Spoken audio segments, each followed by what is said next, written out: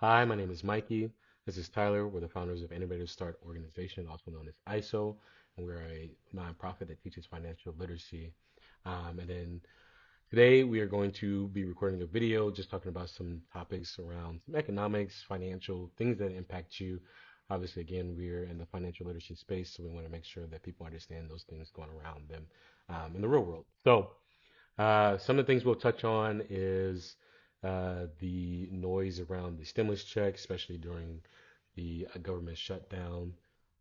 Is that officially over, essentially? Yeah. I think it's signed yesterday or the day before. Okay. Um, and then some of the talks about that and kind of what that impact would be. I don't think the stimulus check is off the table completely yet, but I wouldn't say it's a guarantee. And then we'll also come back into some things that we've already talked about, which is just debt tools, I would say. Creditors are getting a little bit more in the finessing space of getting consumers to essentially just put themselves in debt. But yeah, so first we'll jump off with stimulus checks. If you have been an adult from the recently pandemic and was somebody who got a stimulus check, I think it was $1,400. Did they do two that time, or was it just the one? I think it depended. Like I know there was the $1,200 the first time, and then I can remember if there was a second one or not. Like a smaller one, or Yeah, I think there was one from the state of states as well, at least where I uh, lived. I think that might have been what it was too. Um, anyways, let's just talk about what a stimulus of any kind, as far as it goes. Essentially, what we're looking at, right, is printing out money. So what happens is when you have a large supply versus your demand, is going to cause the price to drop. In any scenario, when you look at like just economics in general, um, yeah, if you got a bunch of products and you're not selling it essentially, or you're not able to get rid of it fast enough, right, which is that demand aspect, then you're just going to look at lowering that price so that you can go ahead and sell it off.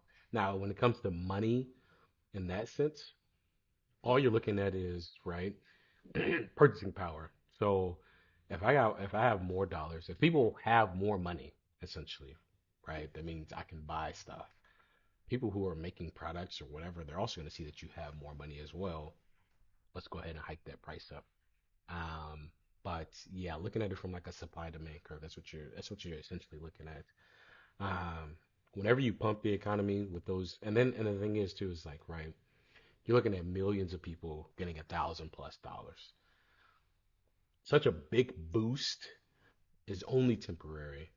And I feel like if that was to happen again, it's only going to be temporary. It's going to make things look good in the short term, as it did beforehand when it was released. Um, the long term implications is inflation, right? So I think if we look at inflation trends, you'll probably see one from that stimulus that happened during the pandemic. And then if we were to have another one, you would see that trend as well again, as far as like inflation, how much it hits. But I'll pass over to you, Tyler, to talk more about No, yeah, I mean, we saw here, we talk about this, like, what's the root of it? If there's a majority of Americans do not have a savings account of 3 to 6 months worth of expenses built up, like, that's a behavior. If we just hand out free money, my concern is that it's going to go quickly, and if we don't have the innate behavior set into us to save, I don't, it'll go as quick as it came in. And there's different people that are in different scenarios, but I think what we're trying to get is there's a behavior that needs to be that we preach here, for lack of better words. So at ISO. But to go back real quick, so it looked like there were three rounds of payments. There was the CARES Act, then the Consolidated Appropriations Act, then the last one is the American Rescue Plan. it. So um, income obviously drive the varying amounts of those payments if you have children as well, and then also if you're married or single. Um, and then I think, one thing that's interesting, there's a lot of Supreme Court talk going on around these tariffs. And my theory is that the current administration could be touting these stimulus checks because it is being mentioned that the money for these stimulus checks right now, the number is being thrown out as like $2,000, that would come from the revenue from tariffs. So I don't know if there's like a legality way there of like if the current administration gave these stimulus checks, then the Supreme Court couldn't take away the tariff money. I'm not sure exactly how all that works out. That's a theory. That's a personal theory of mine. Um, again, yeah. So. Also, it sounds like this would be more for lower income individuals, the threshold. So I'm curious to see how things will go with this. Also, the current administration really has been wanting to spark the economy. We've hit some rocky roads here in the past month or so, in the stock market. So I don't, again, it would be just like you mentioned, it's just a short boost. And then we play into, are they going to cut rates in December or not? There's a lot going on here. And to think, right, with that short boost, and then Fed comes around and has to measure the economy, that's it's going to essentially be falsified, right? Because that was just like I don't even know how to, it's hard to explain. I feel like you're essentially looking like it's like a cheat, essentially. You put the money there, right? And you say, look, everybody's like, people are spending more.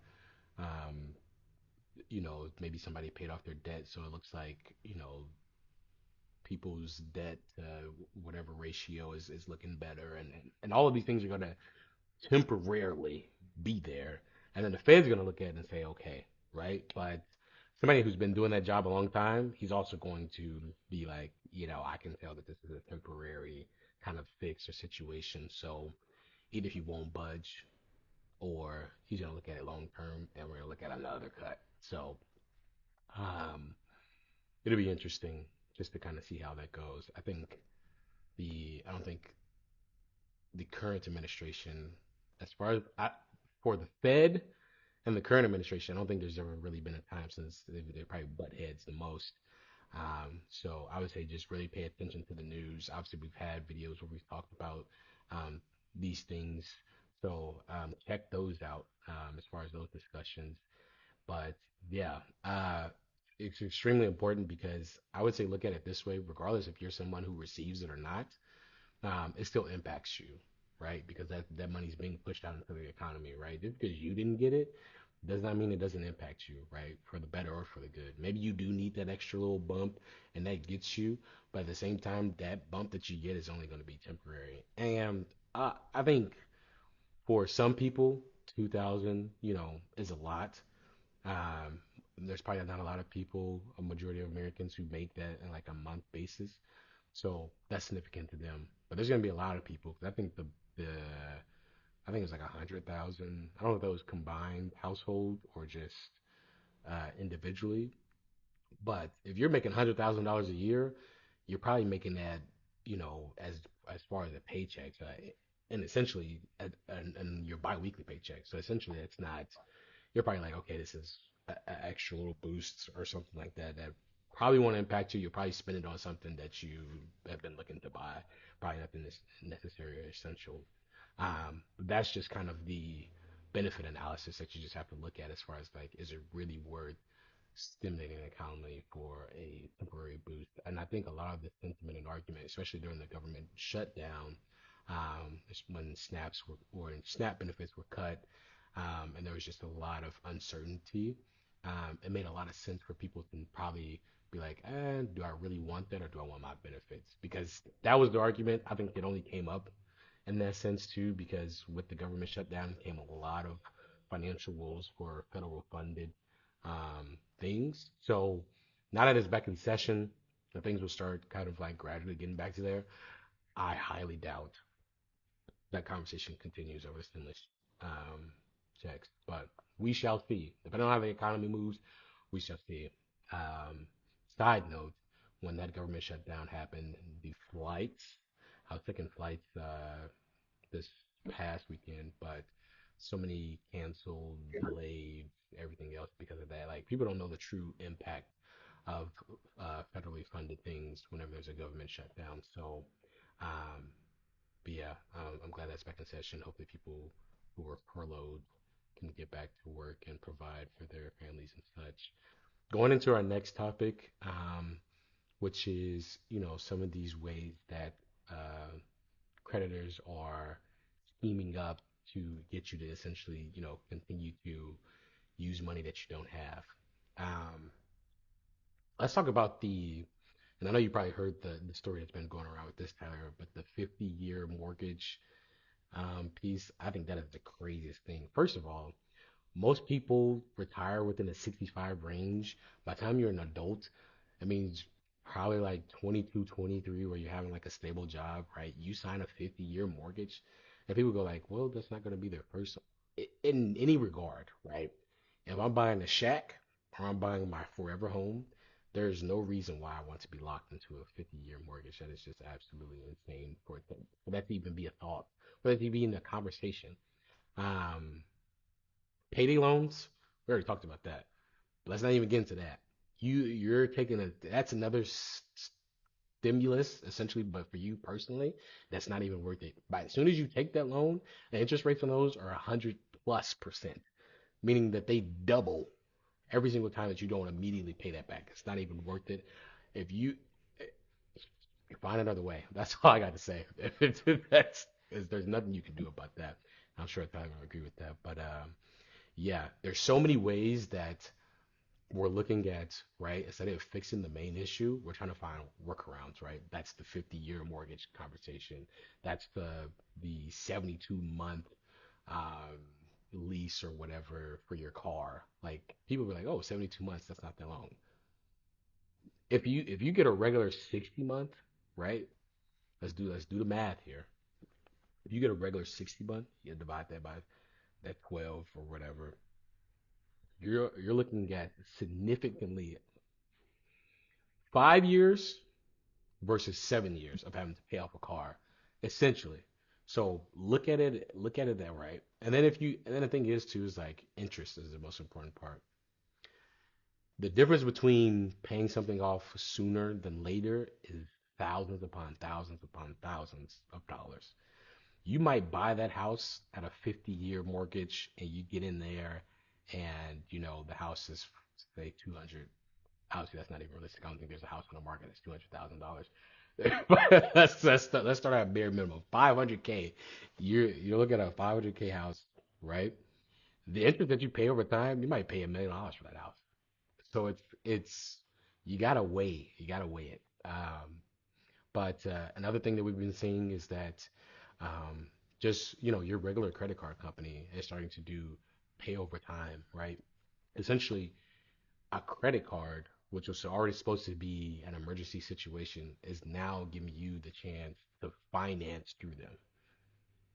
And I want you just to really think about that as somebody who probably has a credit card, is that not only are you using something that you don't have, now they're getting you to finance to overutilize your own credit. Um, as we said before in our previous videos, is to always, always, always use money that you do have because that racks up. Interest, I think, is the biggest factor. Anytime that you're getting any type of debt, loan, whether you feel like it's good debt, bad debt, that interest rate is a killer. But I'm gonna pass it on to you, Tyler, before I continue my ramble. No, it's good. Yeah, it's interesting, right? Like there's pros and cons. I definitely think that they're trying to stimulate the housing market.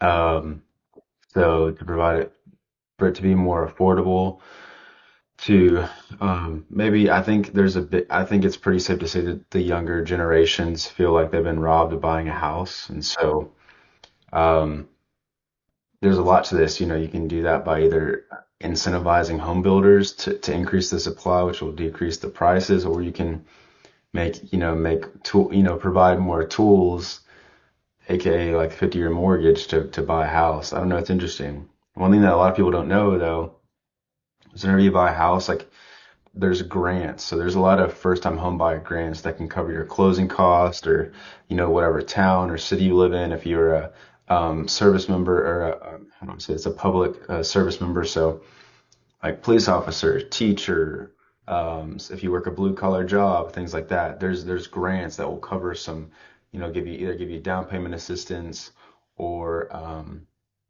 closing cost assistance, which I think is really, really good to know. But yeah, it is really interesting.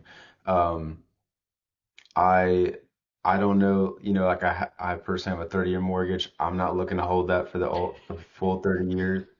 I'd like to pay that down ahead of time, but it is if we keep printing money, some people could say, what is it like? Have you seen all those calculations where people like if you get a 50-year mortgage, you save the difference of like whatever the difference is, like $300 or $400 a month, you put in the S&P 500 at a, all these people like try to rig the system.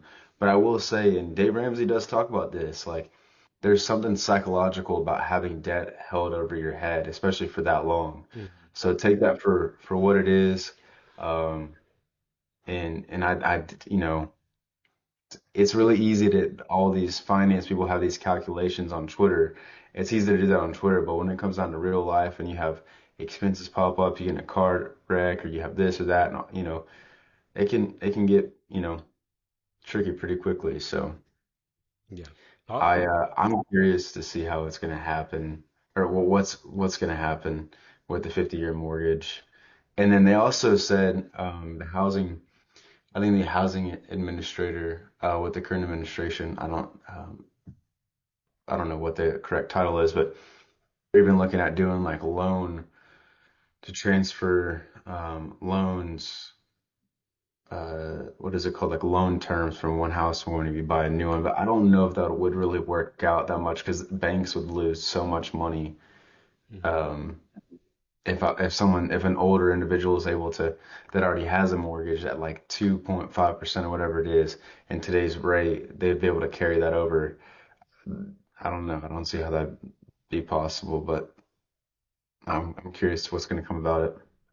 No, for sure. I think when we look at it, especially as like, younger people trying to buy a home, get their starter home, it's the and they keep coming out with the statistics is that like the average age of the, homeowner is just going up, right? Because really I think right now we're at the peak of retiring boomers, right? I think we probably got like 5 more years before a lot of them are officially retired, but we're at like a middle stage. So if you're anybody that's, in your 20s right now, you're like, man, this is like the worst time to be an adult in history. And maybe it is, maybe it's not. I think there's a lot of opportunity out there. You just really have to pay attention to stuff.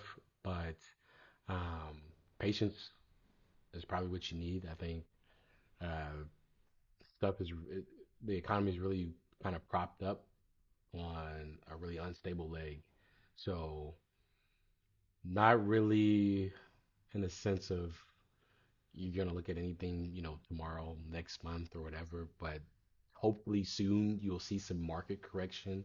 It'll be a heavy market correction, not something that's just a day, wipe the stock market down and then bounce right back the next day. But this is like months in the making. Now, what we haven't seen is the impact of unemployment at its full strength because job reports keep coming out and we're seeing that there's less jobs on the market. People are being more hesitant to jump jobs.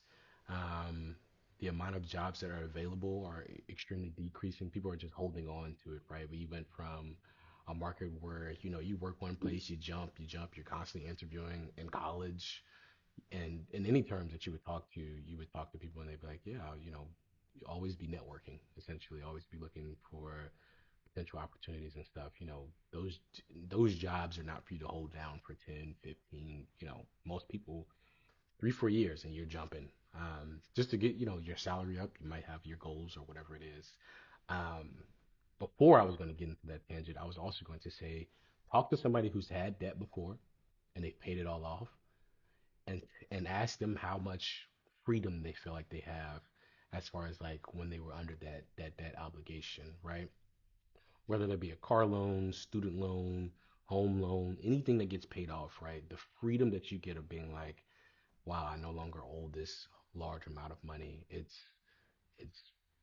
something that you can't get right? And probably in this day and age when everything is always about debt, debt, debt, debt.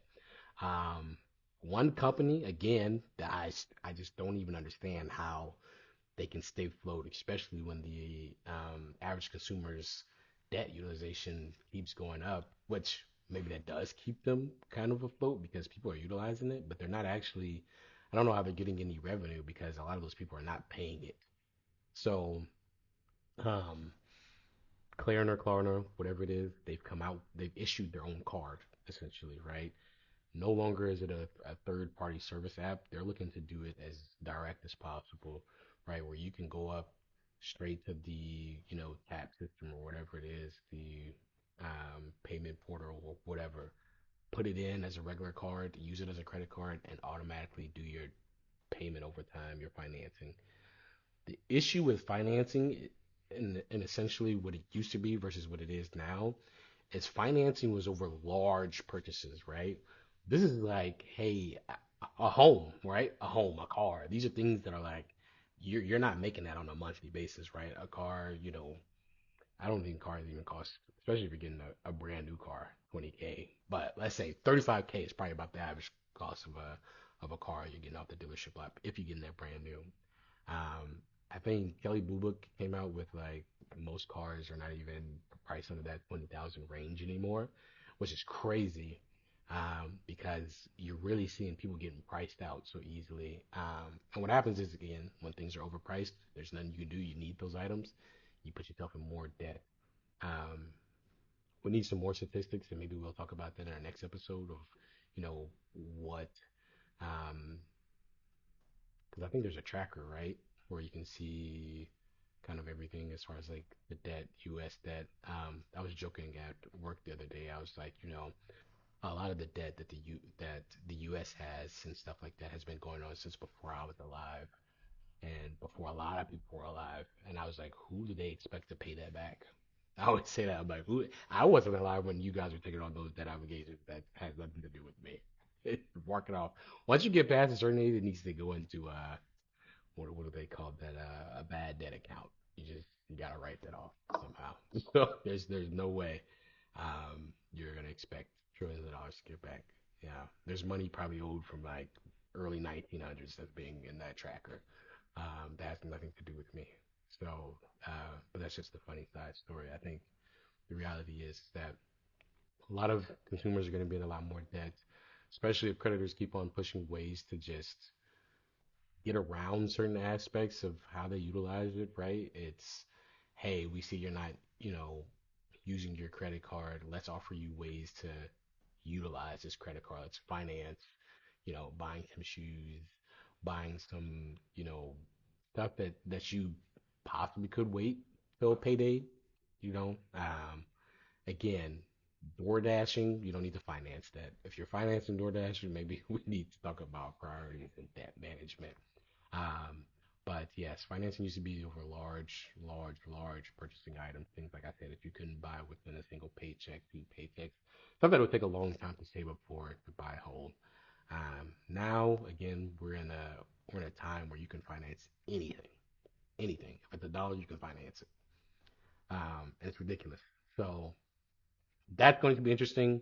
Whenever those companies report their financials, maybe we can take a deep dive, or like on a high overview, and say like, how does this company whose main main I guess target is just getting consumers in more debt, are they actually receiving any money back? Like I feel like their margins are probably crazy. So extremely interesting to me, but overall, when we look at inflation, when we look at stimulus, when we look at debt, when we look at housing market, when we look at all of these things, I think again, we look at the main root cause, right? Is uh, looking at what we can do to manage that, and that's through financial literacy. But that's all from us for today. We will talk to you guys soon. Make sure you like, comment, and subscribe. Let us know what you think about those things we talked about today. And yeah, we'll catch you guys in our next video. See ya.